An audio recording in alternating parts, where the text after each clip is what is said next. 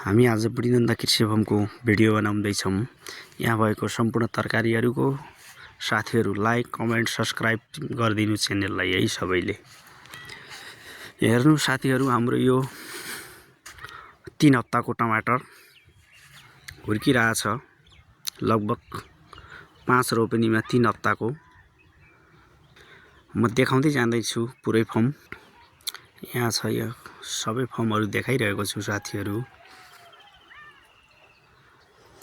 यहाँ छ साथीहरू, अब यो 20-25 दिनमा उत्पादन दिन सुरु हुन्छ। यो टमाटरहरू फुल खेलिरहेको छ। 2-3 स्टेप दाना लागिसकेको छ। यिनीहरू म देखाउँदै गइरहेको छु।